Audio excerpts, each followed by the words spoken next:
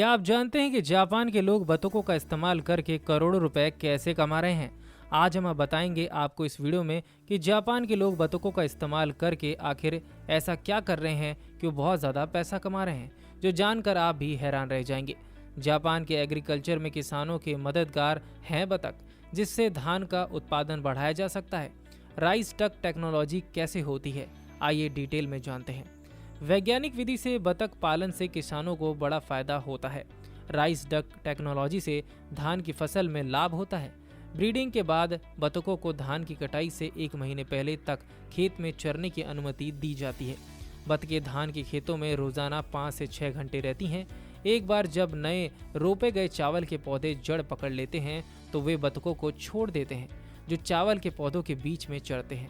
बतख आलू जैसे खरपतवार खाते हैं या अन्य खरपतवार जैसे कि वाड़ यार्ड घास और स्पाइक क्रशर के अनुकरण और विकास को दबा देते हैं, जो चावल में बाधा डालते हैं। इससे धान के उत्पादन में वृद्धि होती है। दरअसल बतख फसल में आ जाने वाले अनावश्यक और अनुपयोगी कीटों को भी खा जाते हैं और इनकी बीट फसल में खाद के रूप में उपयोग में ली जाती है, जिससे रसायन का उपयोग नहीं करना पड़ता। एक बतख का चूजा मामूली 50 रुपए के दाम से मिल जाता है, इसलिए इन्हें खरीदना भी आसान होता है। कटाई के बाद धान का खेत बतखों के लिए उत्कृष्ट चारा प्रणाली का एक संसाधन बन जाता है। बतख पालन से किसानों की अच्छी कमाई हो रही है, लेकिन उनको धान की खेती में शामिल करने से कई बेहतरीन परिणाम निकले हैं। बतख पालन से कम होता है रासायनिक उर्वरकों का इस्तेमाल। इसके अलावा तालाबों, नदियों, नहरों, घरों और अन्य जल निकायों जैसे कि विभिन्न पारिस्थितिक तंत्र भी लाभ प्रदान करते हैं।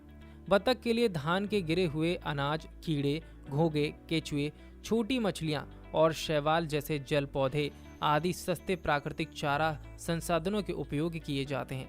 बतख चावल के खेतों के कीड़ों, घोंघे, खरपतवारों को खाकर साफ कर देते हैं। वे धान के खेतों को खाद के रूप में अपने मल मूत्र से समृद्ध कर देते हैं। इसलिए इनके जरिए रासायनिक उर्वरकों और कीटनाशकों के उपयोग को कम किया जा सकता है। बतखों के कारण पानी की हलचल और पानी के अशांत होने पर प्रकाश संश्लेषण में काफ़ी कुछ मदद मिल जाती है, जिससे खरपतवार में कमी आ जाती है। उनकी गतिविधियां धान की जड़, डंठल और पत्ती के विकास को बढ़ा देती हैं, जिससे कि नाइट्रोजन की उपलब्धता में वृद्धि के कारण फसल की वृद्धि तेजी से हो जाती है। फास्फोरस और पोटाश में भी वृद्धि होती है। लगभग 200 से 300 बतख 1 हेक्टेयर धान के खेत के लिए उपयुक्त होती हैं। यदि इनका पालन तालाब में हो रहा है तो वहाँ कीड़े मकोड़े खाकर वह अपना पेट भर लेती हैं। नवजात बतख के बच्चों को सबसे पहले 25 दिन तक एक गर्म बल्ब के अंदर रखा जाता है या नीचे रखा जाता है, क्योंकि नवजात चूजों को गर्मी की जरूरत होती है। उसके बाद इनका इस्तेमाल फसल में किया जाता है। जापानी परंपरा का इस्तेमाल करते हुए एइगामो विधि लागू की जाती है, जहाँ खरपतवार नियंत्रण कर्तव्यों को पूरा करने के लिए बतखों को चावल के खेतों में लाया जाता है, जबकि उनका अपशिष्ट पानी को उर्वरित कर देता है, जिससे कीटनाशकों और उर्वरकों की आवश्यकता समाप्त हो जाती है।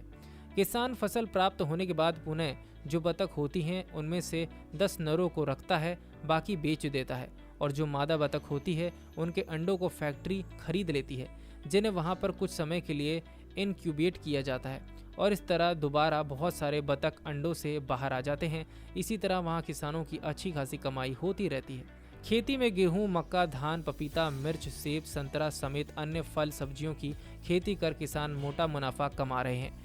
कई बार नेचुरल आपदा की चपेट में आने पर किसानों को बड़ा नुकसान भी झेलना पड़ता है, लेकिन खेती के अलावा मुनाफे के लिए अन्य हुनर भी आजमाए जा सकते हैं। डक या फिर बतख पालन ऐसी एक तकनीक है जिससे जुड़कर अच्छी खासी कमाई की जा सकती है। बतखों के खान पान का खर्चा अधिक नहीं होता, इसलिए लागत उतनी नहीं आती। मुर्गियों के दाने पानी पर खर्चा बहुत ज़्यादा आता है।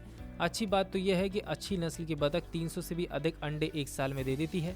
बतख पालन में कोई परेशानी नहीं होती। ये जमीन और पानी दोनों जगह पर आसानी से पाली जा सकती हैं। बतख पालन के लिए ऐसा एनवायरनमेंट होना चाहिए जहां जलवायु नम हो। बतख को जलीय पक्षियों को श्रेणी में गिना जाता है। इसे गांव के तालाब, धान और मक्का के खेतों में पाला जाता है। बतख एक जलीय पक्षी है। बतख पालने के लिए 25 से 35 डिग्री सेल्सियस का तापमान होना ज़रूरी है। तो आपको कैसी लगी ये जानकारी हमें कमेंट सेक्शन में ज़रूर बताएं और इस वीडियो को लाइक और शेयर ज़रूर करें। साथ ही हमारे पेज को फॉलो कर लीजिए।